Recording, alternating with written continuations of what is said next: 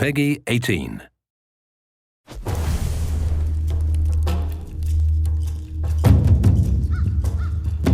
The Stone Age is a very primitive time where man had to rely on a lot of different tools in order to survive and to hunt. And so around 13,000 years ago, man started to work with other animals, wolves, in order to hunt down savage beasts like the mammoth and this kind of thing. And so we looked at what we had in Far Cry, and historically we have a very rich wildlife, and we started to investigate the possibility for the player to tame the wild beasts that we would create in Oros.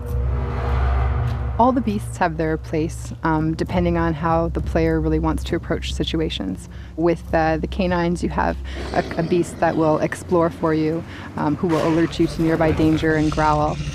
Felines are known for being stealthy, so if you're that kind of tactical stealth player, a feline is your best choice for beast.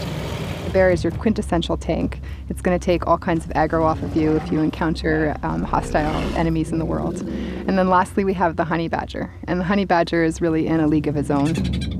You can send them, to take out a small village. You can use them to distract enemies. You can use them to hunt. So I think it really opens up the types of gameplay that you can do. I was playing last night and I had a great moment where there was a small village with a couple of people. And I just went in with my saber-toothed tiger and just slowly, one by one, we were picking out enemies. It was just such a good feeling.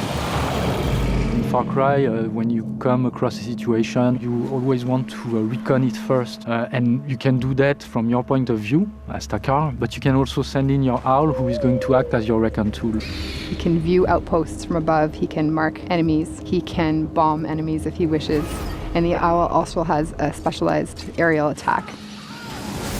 Sometimes they feel like they're more aware of what's happening than you are. So often you're going to be walking around and you see nothing, and then suddenly you see your beast reacting to something. The bear, for example, is going to stand on its back legs and it's going to growl and scare those animals away without you even needing to do anything.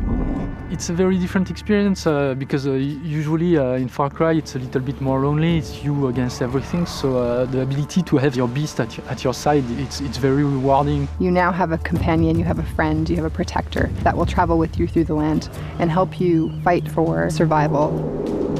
What makes, I think, Primal very special is that ability to have the animals. They're an extension of yourself, and they are, I think, your ultimate weapon.